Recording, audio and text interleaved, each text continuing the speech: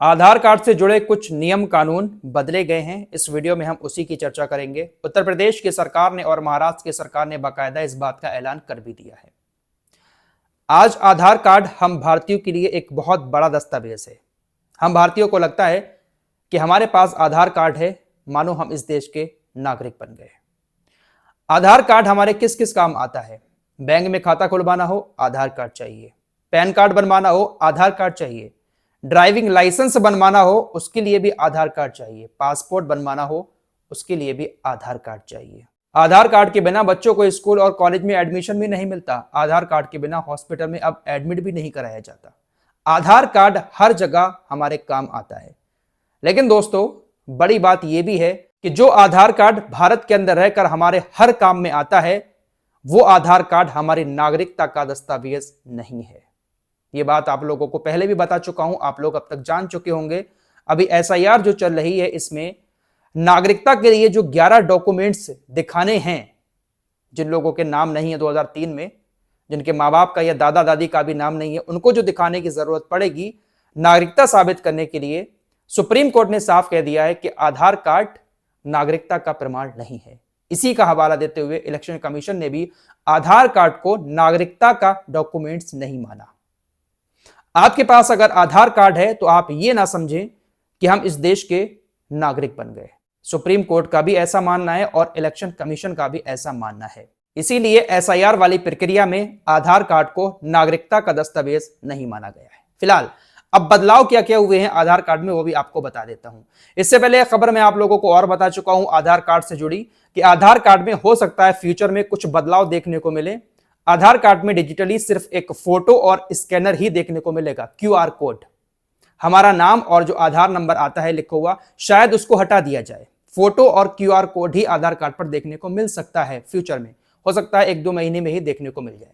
फिलहाल अब ये जो बदलाव हुए हैं वो ये हैं, उत्तर प्रदेश के अंदर भी इसको लागू किया गया है और महाराष्ट्र में भी इसको लागू किया गया है कि हमारा जो आधार कार्ड है, इस आधार कार्ड पर हमारी जो जन्म तिथि लिखी हुई है, उस जन्म तिथि को हमारा जन्म प्रमाण पत्र नहीं माना जाएगा।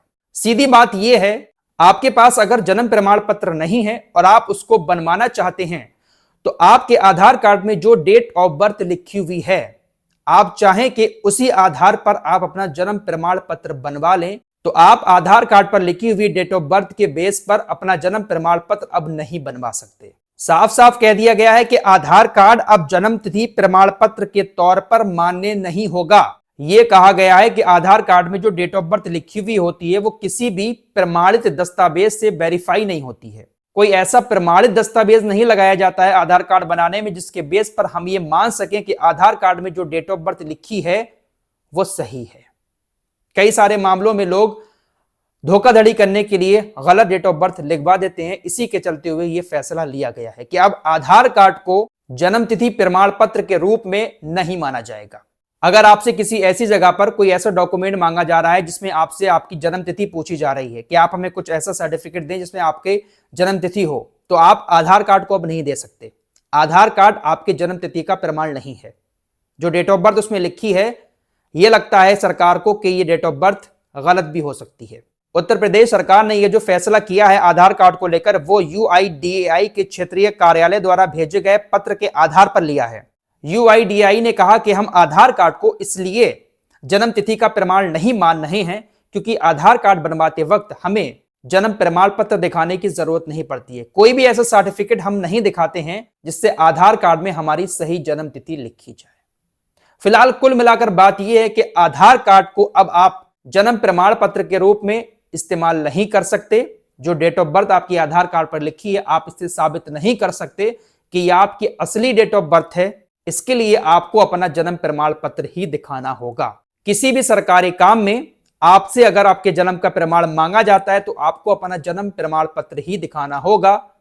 आपके आधार कार्ड की तिथि नहीं मानी जाएगी। अभी तक बहुत सारे ऐसे सरकारी विभाग थे जो आधार कार्ड को ही एक्सेप्ट कर लेते थे, जन्म तिथि का प्रमाण आधार कार्ड से ही मान लेते थे, लेकिन अब आपको जन्म प्रमाण पत्र दिखाने की ही जरूरत पड़ेगी। मैंने आपसे कहा था लास्ट वीडियो में कि अगर आपके पास 2-3 डॉक्यूमेंट्स नहीं है, जैसे जन्म प्रमाण पत्र, निवास प्रमाण पत्र, तो ये बनवा कर रखें भाई। इसकी जरूरत आने वाले वक्त में बहुत ज्यादा पड़ने वाली है क्योंकि बहुत सारे नियम कानून बदल रहे हैं। UIDAI ने आधार कार्ड को सिर्फ और सिर्फ पहचान पत्र के रूप में मान्यता दी है। आधार कार्ड अगर हमारे पास है तो इससे हम ये नहीं कह सकते कि हम इस देश के ही नागरिक हैं। आधार कार्ड हमारे पास है तो इससे हम ये साबित नहीं कर सकते कि जो जन्म तिथि लिखी है वो हमारी असली जन्म तिथि है। असली डॉक्यूमेंट जो है वो आपको अपने पास अब रखने होंगे। अब नया आधार कार्ड बनवाने के लिए या किसी और तरह का वेरिफिकेशन करने के लिए पैन कार्ड भी मान्य नहीं होगा। पैन कार्ड को भी पहचान दस्तावेजों की लिस्ट से हटा दिया गया है, यानी अब पैन कार्ड के जरिए भी आप अपनी पहचान वेरीफाई नहीं कर सकते। कई सारे दस्तावेजों को पहचान दस्तावेजों की लिस्ट से हटा दिया गया है। अब तक बैंक पासबुक के साथ बैंक सर्टिफिकेट भी पहचान के लिए माना जाता था, लेकिन UIDAI ने इसे भी अपडेट कर दिया है। अब आवासीय पते का प्रमाण देने के लिए और जन्म प्रमाण पत्र आधार का सबसे प्रमुख दस्तावेज होगा। मैंने आपसे पहले ही कहा था इन दस्तावेजों को जल्द से जल्द बनवा लें।